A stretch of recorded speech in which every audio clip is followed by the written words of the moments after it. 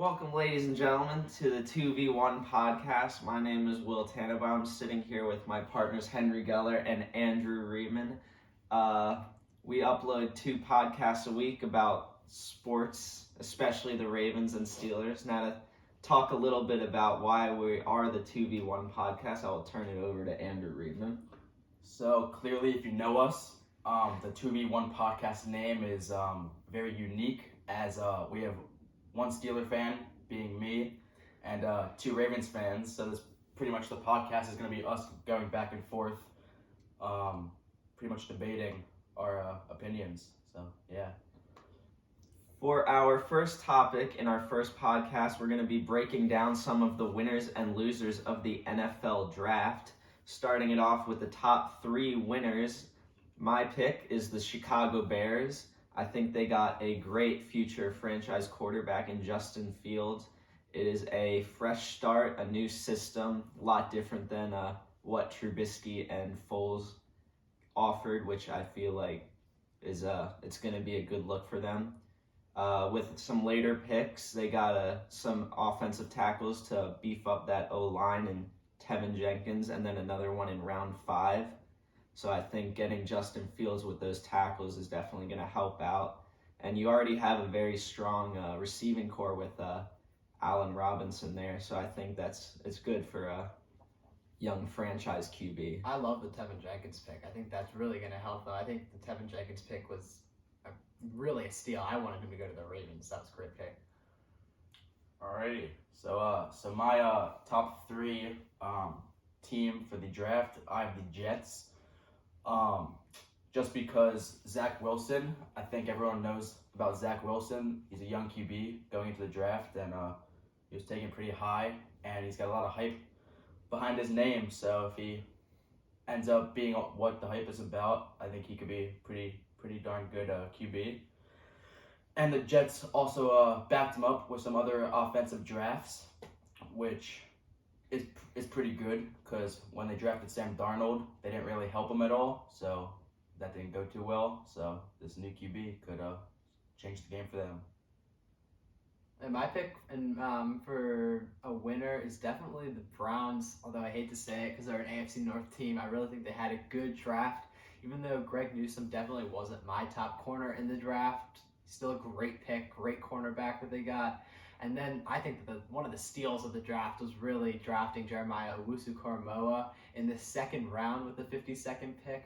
He was projected to go in the 1st round in almost every single mock draft. He's a great linebacker out of Notre Dame, and they have a really good offense already, and adding those 2 defensive players is going to be really important for them, and it's going to make their defense really scary in the future. And these picks are really going to pay off because it's great value in the 2nd round for Owusu-Koramoah. Maybe not the best value for Newsome, but still, it doesn't matter. Value doesn't matter if that's the best player that they had on their board. All for them to have. That's a great defensive player. Now we're going to actually jump into talking about the losers of the draft, one over the winners. I'm going to start it off. I think that really one of the biggest losers, going off of sort of what Will said as his winner of the Bears, I think a big loser is Andy Dalton. He went to the Bears assuming that he was going to be the starting quarterback. That's really why he went to the Bears. And now that's probably not going to be the case. I think he might start for a few weeks just so that Justin Fields can get some experience under his belt, sort of with the Patrick Mahomes experiment, how he sat for a little bit. But I think that just based on how Andy Dalton played last year, he's not going to do all that great, and Justin Fields is going to hop in there, and he's going to take the Bears to the next level. Justin Fields is going to be really good in that system. Justin Fields is going to really send Andy Dalton back a few steps, and Andy Dalton, I really think, is going to have to retire or find an option as a backup quarterback like Joe Flacco in the league. Yeah, so as well with the Bears, I think the Raiders had a pretty bad draft. Their 2nd round draft pick was a good pick, but then after that, they kind of went after positions that they don't really need. And they definitely could have focused more on other positions that they need more help with. But yeah, Bears and Raiders, I think, are top 2. And then don't forget, too, their 1st round draft choice, the offensive tackle who they selected, everyone on ESPN during the draft was saying he might have been there in the 3rd round. That was a really high reach. All right, and I think by far the biggest loser of the draft, and I don't even think it's a question, is the Houston Texans. They had no picks for the first 2 days, and then with the 67th overall pick, they took a quarterback. Like, they really just have no clue what they're doing. I think they're going to be the worst, or if not one of the worst teams this season. They have no idea. Currently, they have 4 quarterbacks on their roster. They signed 2 in free agency. Who knows what's going on with Deshaun Watson right now? They really have no plan at the moment. I think it's honestly for them, it's just time to clean house, start fresh, and, see if you can build a team that could be good in the next few years. Well, another team that clearly has absolutely no idea what they're doing, and they really showed this off on draft night, was the Green Bay Packers. And really, everything that they're doing is really putting Aaron Rodgers in a really bad situation. And one thing that I think that they don't realize is Aaron Rodgers is a really good quarterback, and they should be doing everything to keep him on the roster. Drafting a cornerback in the first round might have not been a great idea. Sure, Eric Stokes might be a great player. I'm not discounting Eric Stokes. He's really fast. He could be a great corner in the league. But that's not worth losing a guy like Aaron Rodgers. If you could give him a wide receiver, there was a lot of great wide receivers on the board there. Terrace Marshall was on the board. There was a lot of guys who went in the second round who could have been first-round draft choices to the Packers, and they sort of just left that out there. This pick almost reminds me, not as bad, but it almost reminds me of the Jordan Love pick, because it's just forgetting that you have this guy who's unhappy with the team and who needs some support around him and who wants some support around him. I personally think they were just haunted by that Kevin King play I mean, last year in the playoffs, getting burnt by Scotty Miller. I think that has just been haunting them, and they didn't think of anything else. They thought of a fix for that, and you just forgot that you have one of, if not the greatest quarterback All right, yeah, but in NFL history. Here's the thing. Exactly. You have one of the greatest quarterbacks in NFL history. What you should be doing is you should be doing everything in your power to make this guy happy. And what you are doing is you're really just forgetting about him. You're treating him like he's nothing. You're treating him like he has no authority and power on this team. He should be. Like, look at Brady. Brady on the Buccaneers, he's getting every single thing that he wants. Literally, Bruce Arians, he could call up Bruce Arians, and Bruce Arians will say yes, yes, yes, yes. Like, he gets everything he wants. The Packers should be treating him exactly how the Bucs are treating Brady. I mean, they're trying to. They offered him a monster contract, and he turned it down. So Well, that's he's clearly not in it for the money. That's because he's being treated so badly by them. He 100% would have taken that contract if he would have been treated with some level of dignity that a star quarterback, a future Hall of Fame quarterback, deserves. And if you're getting paid millions of dollars, sometimes it's your time to suck it up and play football. So I don't know. I guess we'll see. We are filtering into our next topic. We will be arguing the Ravens versus the Steelers draft classes. Diehard Steelers fan here versus a diehard Ravens fan.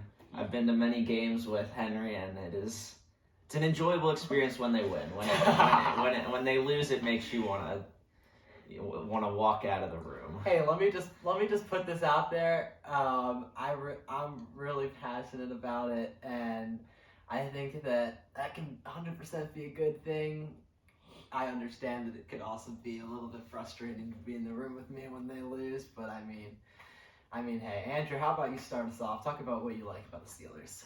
I mean, throughout the NFL history, the Pittsburgh Steelers have been the best draft organization, as shown on many charts, and I think this year was kind of another reflection on that. With our first round pick being Najee Harris, who was a top ranked running back, who I think could provide a lot of help with our team, as last year we pretty much had no run game. We ran the ball about 4 times a game, which clearly did not work out after week 11. Then after that, in round 2, we picked up a tight end who was supposed to go in the first round, and everyone thought he would be gone, but he showed up in the second round. He goes by Baby Gronk, which is a pretty good sign, being that he led college football last year in stats. So, I mean, I think he could be a big help for us, as our last major tight end that we had was Heath Miller, who he drafted, who turned out to have a pretty good career. And then finally, our last round pick, our punter, who is a 6', 255 pounder. He's a monster. He's known as the nation's best punter, as his stats showed last year. And he had one of the greatest seasons in Georgia Tech history, breaking more than 4 records for the team. So I mean, I think those 3 guys could lead a nice run this year. All right, here's the thing with the Steelers draft class.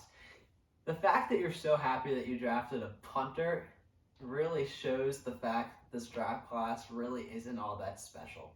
First of all, you didn't draft your need of an offensive lineman anywhere near the top of your draft.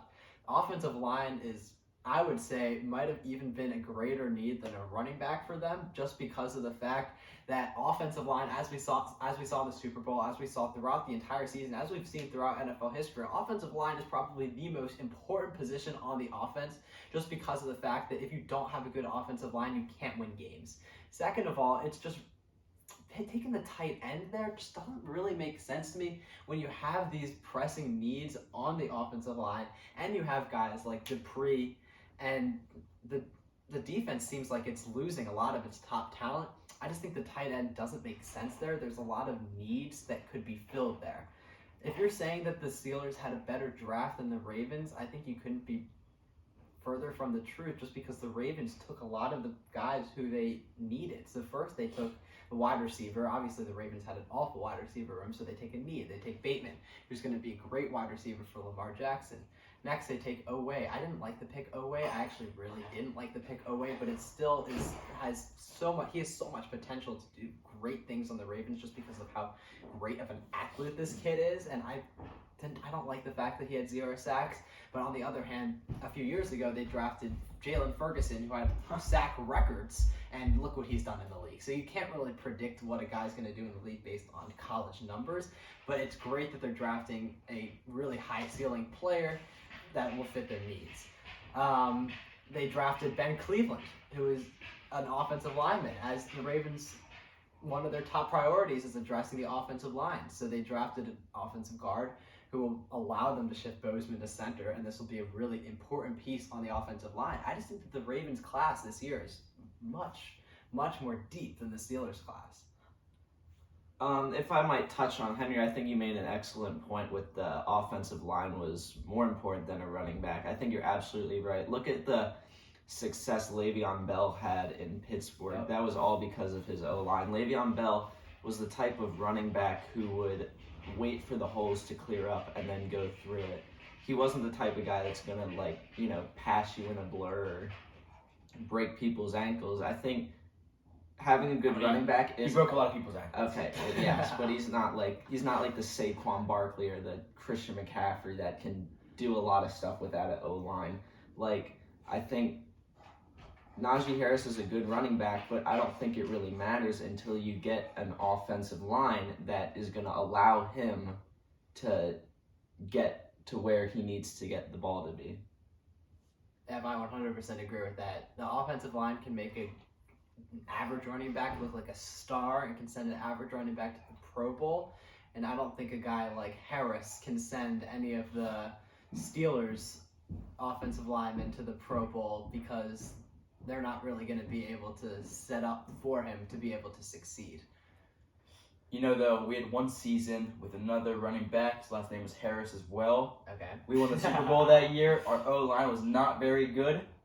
And, maybe the last name will have something in common. Look at that was quite a few years ago. I think, especially now, as we saw this past year's Super Bowl with the Chiefs, their offensive line was a bunch of nobodies. You cannot win a Super Bowl with an offensive line that looks like that. And I think that the Steelers' offensive line more closely resembles, I don't think it's as bad as what the Chiefs had, but it more closely resembles what the Chiefs had. And that would worry me if I were a Steelers fan. I mean, you talk about how bad the Chiefs' line is. They still made it to the actual Super Bowl. Well, neither of our teams they did made it. that. That was before the injuries. There was a lot of injuries there. You also have Patrick Mahomes. The Steelers do not have Patrick Mahomes. They have a guy who's Patrick 40. Mahomes is the Yeah, one Super who's Bowl 40. MVP and a 2-time Super Bowl winner, 3-time Super Bowl player. He's gotten a bit. I would not call Ben then. Roethlisberger out. He's a little old. A lot of those throws last year, those were worm burners. A lot of the throws were not his play calling. His play calling, when he called his plays, it worked out in his favor. I guess we'll just have to see We'll have when to the see how season it comes plays around. out, yeah. Heading into our next and final segment, we'll be ranking the five, accurately, I'll be ranking the 5 quarterbacks that were taken in the first round. Coming in at number 5, we have the 49ers taking Trey Lance. I like the pick. He is good from a physical standpoint. What worries me is he does not have a lot of experience. So I think their really only choice is to have him do the Patrick Mahomes strategy where you have him watch and learn under Jimmy Garoppolo, maybe for possibly his entire rookie season, depending on how the 49ers are doing. What I do like about Trey Lance the most is he is an RPO-style quarterback, which I feel like in the 49ers system of extremely fast receivers like Brandon Ayuk and Deebo Samuel, back that up with Raheem Mostert, assuming he can stay healthy, I feel like if coached properly, that system can be very scary and it can be tough for teams to catch on. And I think, as long as Trey Lance, if he can get some accuracy with his deep ball and, just keep the accuracy consistent, I feel like he can be a scary quarterback and it can be a draft pick that ends up working out for them.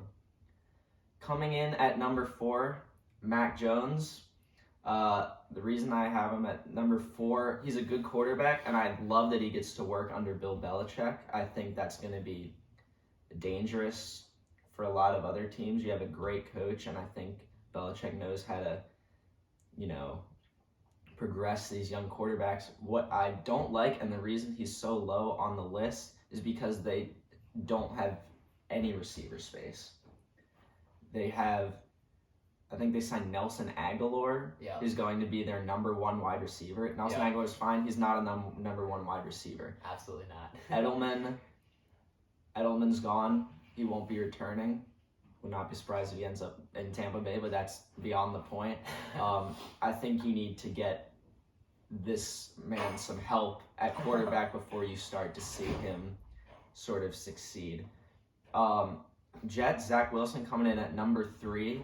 I like the pick. He's young. He's got a new speedy receiver in Elijah Moore. Stronger O-line with those 2 offensive tackles.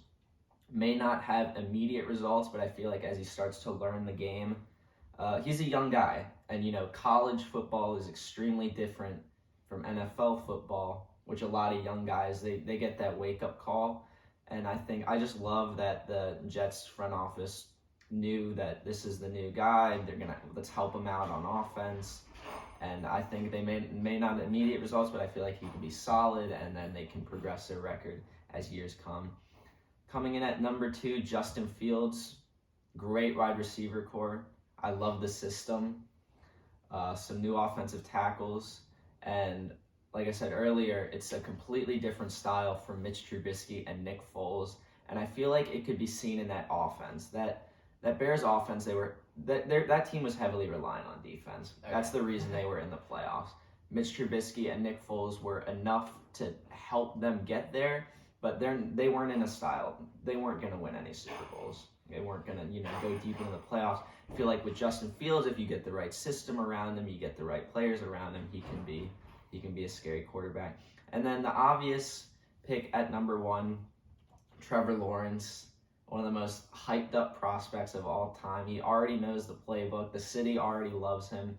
He's got 2 great running backs to back him up. A lot of people didn't understand the NTN pick. I rather like it. I feel like the dual running back is starting to kind of become the new norm in the NFL. You look at the Ravens, Gus Edwards, J.K. Dobbins. The Browns, Nick Chubb, Kareem Hunt. I feel like you kind of need that dual running back unless, of course, you have Derrick Henry, who is like 18 running backs in one guy. He's got solid enough receivers. He's got young, solid receivers. DJ Chark's a good receiver. Saw a lot of upside from Laviska Shenault last year. Mm-hmm. They don't have the best O-line. They did get a new tackle mid kind of in the second round. I like that. I like that they're giving him some help. I think if the O-line can hold up, Trevor Lawrence has shown he can be accurate. He can throw the deep ball. He can run when he has to. I think if that O-line can hold up, then this Jaguars offense could be very dangerous. Also, keep in mind, they also could have a nice tight end coming in who's Tim been Tebow- who's been Tebow out of the time. league for a good 9 You know what? seasons. You know what these teams do. They sign 90 guys before the season starts, and only 53 make the team. So if I were to guess if Tim Tebow is on the roster week 1, I would have to say no. I don't know about that. I mean, he if the Jags sign him, he's coming back. He's getting a reunion with his coach. And has this You know. man ever played tight end before? He's got the body for it and he's got the skills for it. So you never know what could happen. He's been playing baseball for a while. I don't know Yeah. if the baseball to tight end transition is the We will easiest in see. the world. I We guess will we'll see. have to see. This But is gonna. I think the Jags are getting pretty close to putting together a nice deal for him. So But I think the one intriguing thing about this quarterback list, just going back to that, is that just we've seen throughout the years that half of these quarterbacks will fail. And I really think that it's just interesting because all of these quarterbacks were so good in college and they're all really good prospects that you always see that half these quarterbacks just won't make it far. So I just find it interesting that and it's even hard to know which ones will. Like going back a few years ago, I thought Josh Rosen would be a really good quarterback. Look where he is now. We also thought Sam Darnold would be a good quarterback. Look where he is now. It's just really the quarterback prospect for him is just so interesting, and it's hard to pick out a quarterback who might fit that now. We'll see that in a few years. if you go more years back, you also got Johnny Football. Oh yeah, of You know, course. he was probably, I would say, more hyped than Trevor Lawrence was coming into this draft. I mean, to and- be honest, all the Browns quarterbacks that they've drafted in the first round have, besides Baker Mayfield. I mean, really if you know fit John, that- if you know John, if you know that. Johnny Football, you clearly know that he has fallen off of the face of the earth. Oh yeah. So he's nowhere to be seen. So hopefully, with Trevor Lawrence, that does not happen. But it's possible. All right, this is going to wrap it up for our first podcast. I'm Will Tannenbaum with Henry Geller and Andrew Riemann. We hope you enjoyed. We'll be uploading 2 podcasts a week, so stay tuned for the next one, and Thanks for tuning in. we'll see you next time.